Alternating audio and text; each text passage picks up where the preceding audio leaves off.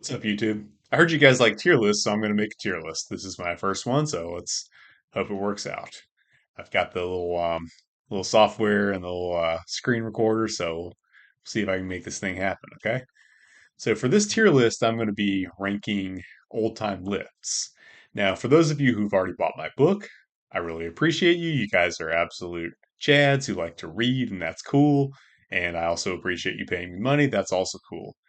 And for those of you who bought the book, you'll have seen a variation of this in the book. I structured the end of the book into a tier list basically so I could direct you guys to the most valuable parts, to the parts that I think are most valuable. So you don't necessarily have to look through everything to find the value. I want to direct you guys to the aspects of old school lifting culture that are going to be most beneficial to you so that you can take that and incorporate that into your own training instead of just trying to like do everything old school because guess what? We have a lot of good things that are working very, very well now.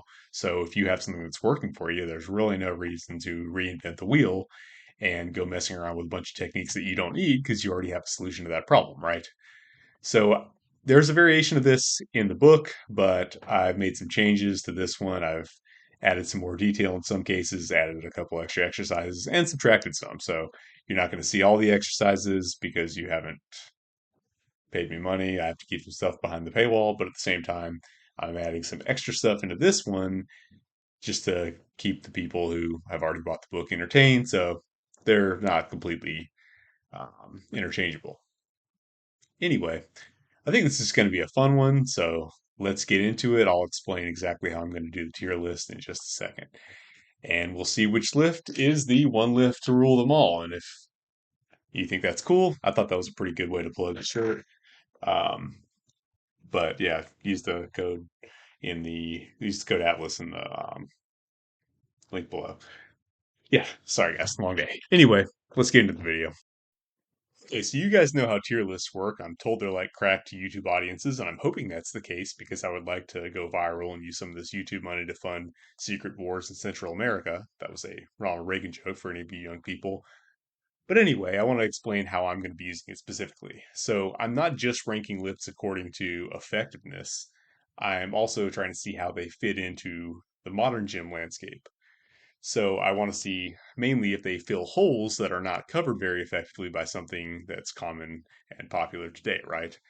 So to secure a top tier ranking, a lift is not only going to have to be good at what it does, but also it's going to have to do something that isn't really done very well by anything that's popular today. And additionally, to secure the top ranking, it's also going to have to be something that's, applicable to a large number of people. If it's got a niche use case, I mean that's good, but that's not good enough to get a really high ranking, right? So something that's, you know, very good for what it is, but isn't useful to a large number of people, maybe only a small number of people will find this useful, might get a B tier ranking, right? Whereas something that is effective at what it does, useful to a large number of people, and something that just is not being done effectively by anything in the modern gym would get an S tier ranking. Something that is effective at what it does, but it doesn't necessarily do anything better than a modern alternative might get a C tier. And, C seems like a lower ranking, especially since we only have C and D. We don't have an F on this tier system, but a C ranking doesn't mean it's a bad lift. It doesn't mean it's not effective. It doesn't mean you won't make gains on it. It just means that it's not necessarily better than something that's popular today. And of course, for D tier, that's going to mean that there are probably better alternatives today. After all, I'm not trying to get you to do everything that's old. I want to help you find what's beneficial that has been forgotten and shouldn't have been. But, if there's something that we probably do honestly have better alternatives today, you don't need to waste your time unless you just happen to like that lift, right? Okay, so let's get into it. What lift should we start with? I'm not going to go in any particular order here. Let's start with the Let's start with a lift that is near and dear to my heart, the Arthur lift. Now you guys know I like the lift, but that doesn't mean I'm necessarily going to give it an S tier ranking because I like all these lifts. I like a lot of lifts. I have more favorite lifts than a lot of people have ever done. But unfortunately, I don't think I can give it an S tier ranking. It just doesn't, in terms of developmental value, I just don't see it offering that kind of benefit. That doesn't mean it doesn't have any benefits though. Um, The primary benefit for the Arthur lift is just in making a ground to overhead easier. It's a lift that starts on the ground, you do a behind the back continental clean, and then do a behind the neck jerk, right? So, number one, that's an easier skill to learn than Olympic lifts. If you want to get good at ground overheads for whatever reason, and you don't want to become a specialist Olympic lifter, or maybe you don't right now have the mobility. Now you should always be working on mobility, but if you don't have the mobility for full squat cleans and you just don't want to put in the time to become extremely proficient at clean jerks, an Arthur lift is a much easier way to get heavy weights from ground to overhead. Now it's not a zero skill lift. It's a higher skill lift than say a deadlift, but it doesn't require the same kind of precision and drilling that Olympic lifts do. Additionally, because it finishes in a behind the back jerk, it might potentially allow for even heavier weights to be lifted overhead. Now that's going to depend on the lift of the shoulders. We haven't seen any really strong guys like, heavyweight strong men, top level competitors try this. But if they were able to get significant weights overhead, like let's say they can get 500 plus to the shoulders, they'd probably be able to, jerk 500 plus. So they'd probably be able to do, depending on their jerking ability, behind the neck jerk ability, mid five ground overhead. That's pretty good. So I think the Arthur lift does offer the potential of being a better ground overhead alternative than the clean and press, especially for people that aren't trying to get super skillful.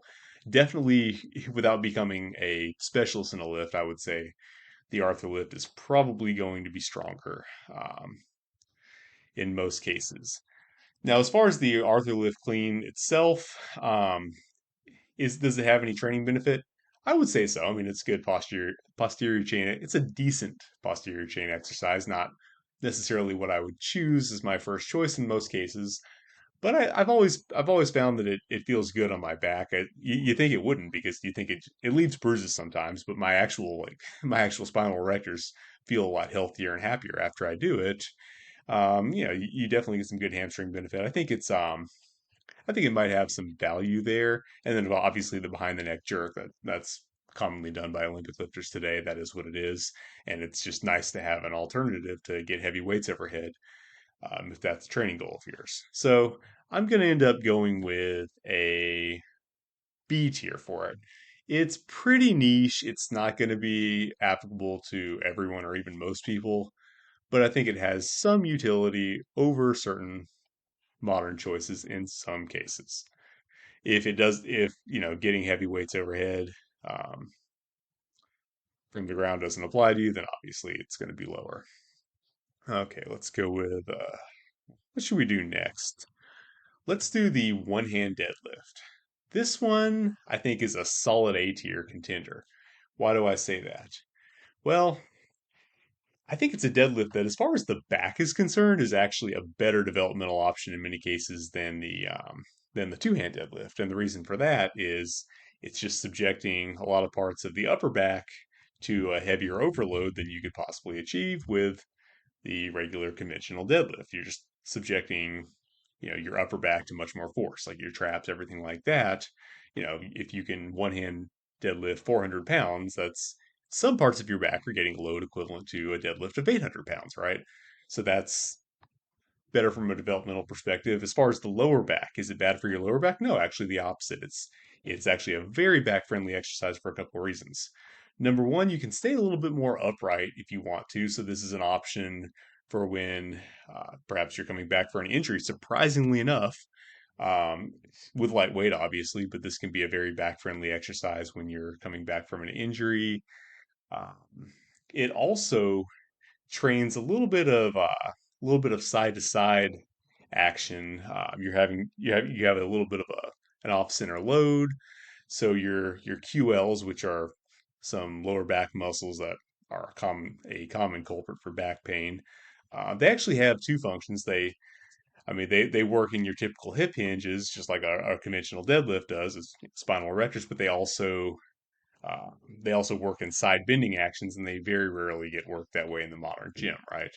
And working them in that capacity a little bit can help to strengthen them and prevent low back pain. So, for that reason, along with the fact that You can have a little bit more of an upright back angle, and the fact that you're just using less load overall than in a conventional deadlift. The one hand deadlift can be an excellent way to still get a good heavy pull from the floor stimulus while saving your back and actually maybe making it a little bit healthier just because you do get that uneven load element to it that's going to help out.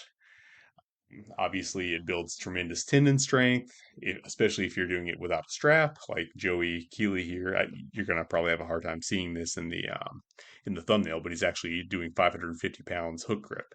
Incredible feat. You'll build tendon strength that way, or you can use straps and just do bodybuilding rep ranges for more of a hypertrophy stimulus. But anyway, this is a very valuable pull from the floor that can definitely be used both for hypertrophy and strength. And it's also a good introduction to some of the more complicated unilateral lifts from the old time. If you do have an interest in progressing into one hand snatch, one hand clean and jerk, things of that nature, one hand deadlift is an excellent introduction. So I think it's just from a developmental perspective, just as variety is something to give you a break from the heavy beatings of just conventional and sumo. I think it's a fantastic option. So definitely an A tier ranking. Let's see what's next. Let's do barbell leg press. Now this is another lift that I like, but it's a leg press. So I mean, how high can I rank it? Now I don't think you need to do any kind of leg press whatsoever to get good development on your legs. I'm not a big fan of leg presses, but I do think the barbell variation offers some advantages over the machine. Just because you do get some stabilization benefit, that really comes into play because when you're pressing up on a barbell, you're moving the you're moving the weight forward in space, like down towards, I guess, towards your hips, away from your chest. Now, when you get to the top of the movement, your hip flexors have to work in conjunction with your quads to both keep extending the knee, but also to arrest that forward motion of the barbell. So they get a good stimulus at the top, and add that to the fact that for a lot of us, we're going to be stretching our hamstrings to the max to get into that lockout position, and you actually have a whole lot more. You have a whole lot more of a useful stimulus in the lockout portion, which is usually just absolutely nothing on a regular leg press on a regular squat. What that does is it gives you a really good quad pump. It can be very knee friendly. This is an extremely knee friendly exercise. If you have knee pain and you want a heavily loaded exercise, you're going to have a hard time finding something better than the barbell leg press.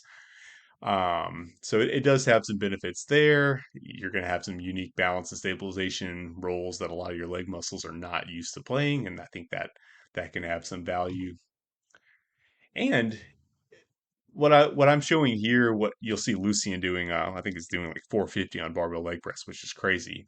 Now he loaded that up himself, but what you can do is you can have two spotters put the bar on your feet, and then you can do much heavier weights, or you can just do it in a power rack. You can just set up in a power rack where you're completely safe. You can use really heavy weights, and in that case, I think you can get a pretty good quad stimulus. Very easy on the knee, some unique benefit. Now, that being said, is it better than back squats? No. Is it better than probably any kind of squat? No. But you might be able to do it when your knees would hurt too much for the squat. So it does have some benefit. And for that reason, I'm going to slot it in at the bottom of B tier. Again, you can completely do without this, but it does have some niche utility. And before anyone thinks I'm just hating on all machines, no, I just hate the leg press machine specifically. This is definitely a solid upgrade over the leg press machine, which in my opinion is completely pointless. Even if you are going to use machines, I don't know why you wouldn't just use like a pendulum squat, a hack squat, a Smith machine squat, any number of ways to get a better leg training stimulus than a leg press machine. So while I don't think you need to do any form of leg press, if you're going to do one, I definitely recommend the barbell leg press. And if you want to just maximize your hypertrophy stimulus with it, just set up in the rack so you can do a lot of weight and be fully safe. And you might be surprised how much you get out of it. This is a very knee friendly exercise, so you can definitely spam a lot of volume with it.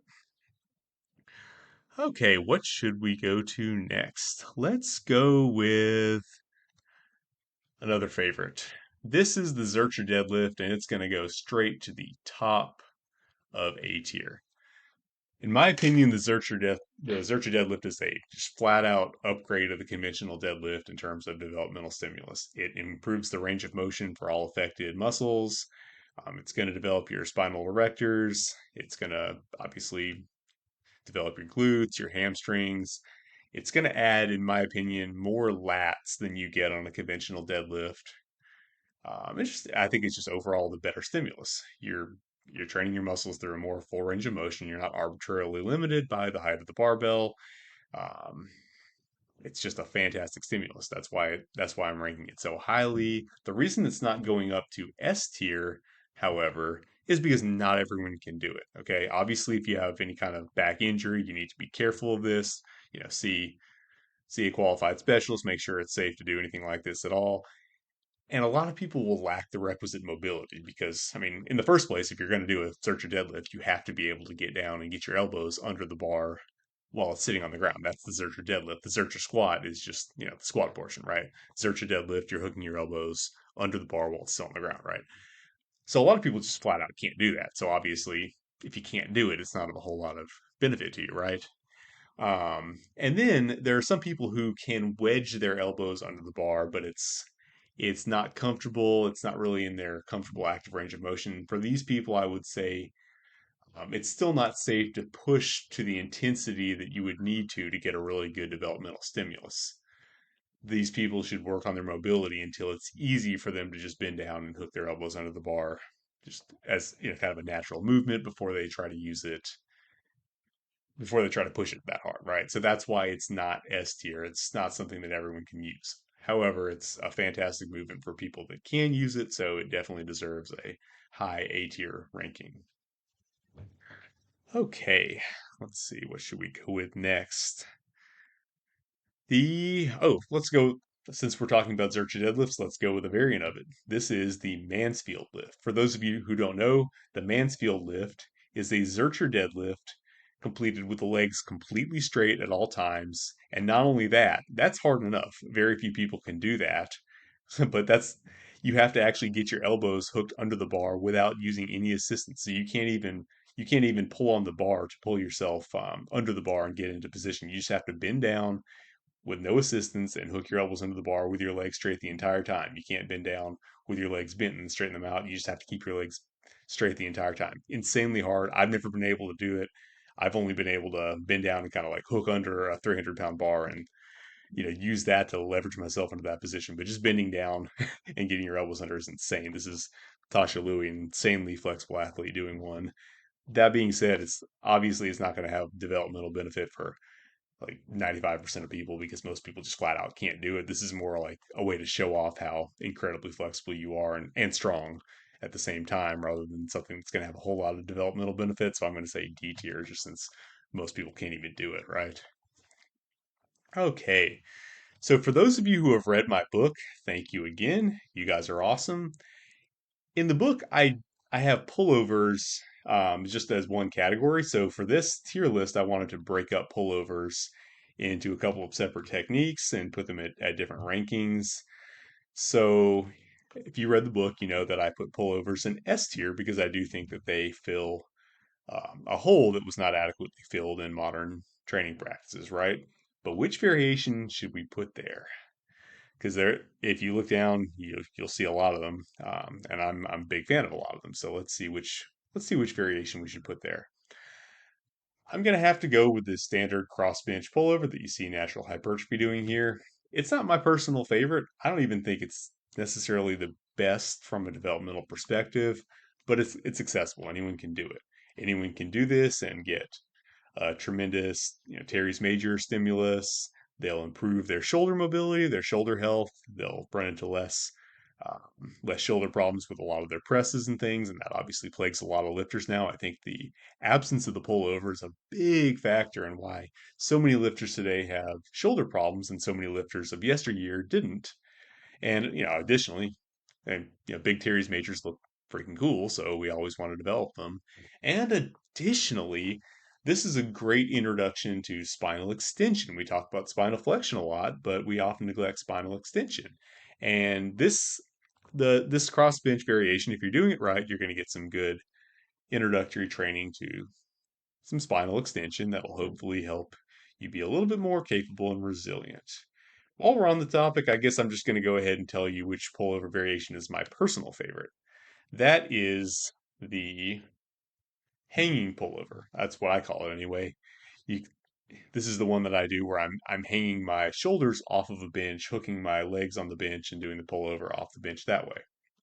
Now, I like this variation better because hanging off the bench like this, you're actively pulled into more extension, so you get a great stretch in the lats. Your lower lats are actually getting stretched, or at least in my case, I'm able to pretty much stretch my lower lats all the way out in this movement before I get to my end point, and that way I get a nice lower lat stimulus as well as teres majors. Now, there's some debate over whether lats can be active in pullovers at all, but I am 100% convinced that at least in this variation, my lower lats are getting very good work.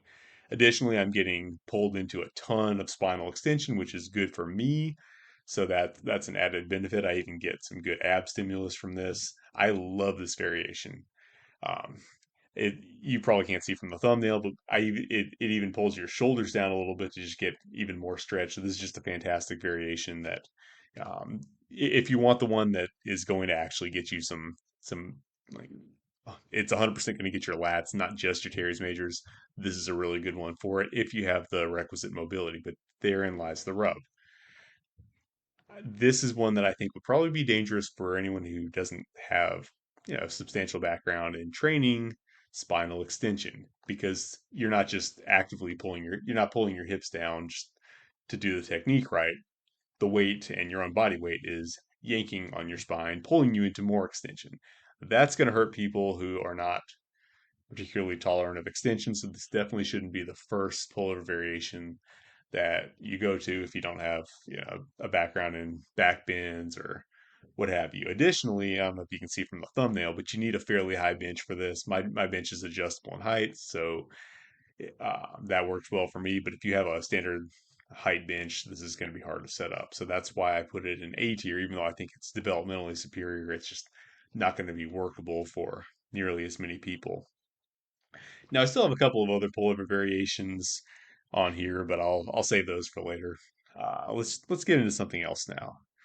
Let's get into what should we do? Let's do the Jefferson deadlift, not to be confused with the Jefferson curl. The Jefferson deadlift is, in my opinion, the best example of a C tier exercise on this list. That doesn't mean it's bad. It's a perfectly fine deadlift. In fact, I think it's better than a sumo deadlift for most purposes, right? But it also doesn't have any advantages over anything that's being done now. It's not better than a conventional deadlift, certainly. In fact, probably I would say overall conventional is probably better. I mean, maybe it has some advantages. It probably has some advantages over, super wide competition sumo, but it's not really better or worse. It's just variety. That being said, variety's not bad. There may be days where your back is not up for a conventional deadlift. You've stressed that one stress point as much as it wants to be stressed, and it just needs a break. But you switch over to Jefferson, and suddenly you feel fresh as a daisy. I've had that happen numerous times. So just because it isn't better doesn't mean it might not be better for you on a given day. But am I going to put it over any modern lift? No, of course not. Right. So that's where we find our Jefferson deadlift. I think that's pretty clear cut for me. Now, what about arguably the coolest, best, just craziest, wildest lift of the Bronze Era, the bent press? This one is a really tough one to pick. I mean, it's an incredible, incredible lift. So should it go in S tier? I kind of want to put it there because it's awesome, right? But it's also really difficult to use. So does it belong there? Let's look at the advantages and disadvantages. So if we're looking at just a way to get weight overhead, the bent press is the GOAT. It's the best way to get weight overhead with one hand. Even in the modern era with enhanced guys weighing over 400 pounds, no one is putting weights overhead one-handed that like 200-pound men back in the day could put up, just because the bent press, when done properly, is a superior technique for getting weight overhead one handed. So, I mean, that's obviously got to count for something, right? And I think there's some developmental benefit there too. You're going to build tremendous shoulder strength, tremendous wrist strength, tremendous grip strength. I don't know if any of you guys followed biking. If you don't, you probably should, because he's a slept on giant. This guy has a crazy physique, crazy capabilities, awesome dude. But he doesn't post much. And, the not squeaky wheel doesn't get the grease, right? So, if he doesn't post, you may not see him. But anyway, this guy, incredibly impressive dude, very big lats, and he attributes a lot of that to bench press practice. The bench press is a great lat exercise, great for the obliques. You're going to get even some hip mobility, although you need hip mobility to do it in the first place. I think it's going to be a tremendous stimulus for the shoulder and everything. So it can definitely be a good hypertrophy exercise, uh, as well as obviously tremendous strength exercise and just an incredibly impressive feat. But the problem is, it's so hard to get to the point where you can do that. I mean, most of you watching, I know for me, I couldn't even do the bench press starting out. I had to really work my way into it, just building the mobility to even go through the motions, let alone actually do it. It requires enormous hips. Well, I'm saying enormous. I'm coming from a background of not being that flexible, trying to get flexible, but it requires a lot of hip mobility, a lot of shoulder mobility, a lot of ability to rotate your spine. It's fairly challenging in terms of mobility. So a lot of people will need to work for months at least to even be able to do the movement, let alone do it well. Not to mention the skill. So even for a dedicated lifter, we do get to the point where we ask, is the juice worth the squeeze? And getting the bench press to the point where you're actually getting anything developmental out of it, it's a lot. Very few people today are anywhere near the potential of the bench press. You have some people in the mid 100s. My record is 150. But I mean, really and truly, for my weight, I should be doing in the 200s, at least, right? So this, as great of an exercise as it is, it also just comes with a lot of difficulty in implementing. So I just because of the sheer potential, I mean, if one of you guys out there could potentially, bench press 300 pounds or more, and if you do that, you'll be famous, you'll make you'll be a famous fitness influencer, and that would be great. So I'll go ahead and put it up in A tier just because of the potential benefit, but it's going to take a lot to unlock that benefit. So, I mean, there would be a very good argument for putting it in B tier, but we'll put it in A tier because of just how awesome it is. Just you're gonna have to work your mobility, guys. Okay, what is next? Hmm, here's one you may have heard of.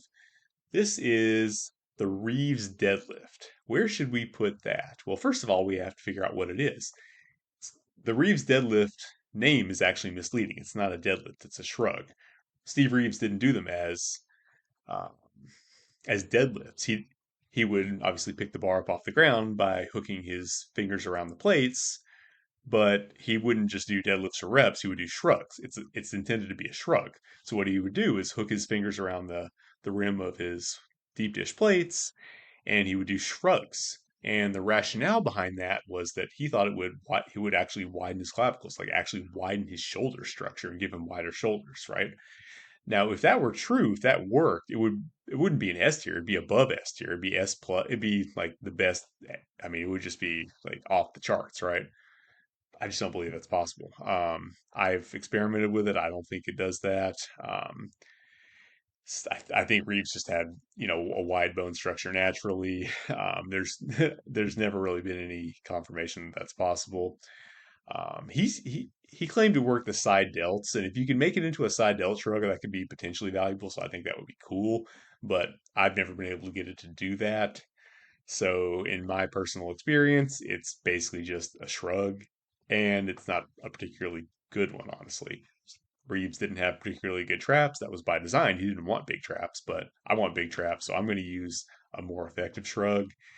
It's just maybe as a grip exercise, but there are probably more effective grip exercises too. I just think there's not a whole lot of benefit in the Reeves deadlift, unfortunately. Cool exercise, but it just doesn't measure up in terms of practicality. Now, here's an interesting one, the Kelly snatch. I don't know if you guys have seen this. This is a behind the back snatch. Now, I feel like I should be rating it pretty low because it seems like a weird little novelty exercise, right? But I kind of need to rank it a little bit higher, right? And the reason for that is as much as like I thought this was just going to be a weird novelty exercise, I've ended up leaning really hard on this exercise to keep my shoulders healthy. It's a fantastic shoulder warm up because you're getting a stretch on your biceps at the same time as you're getting some stabilization, some rear delt, and upper back work.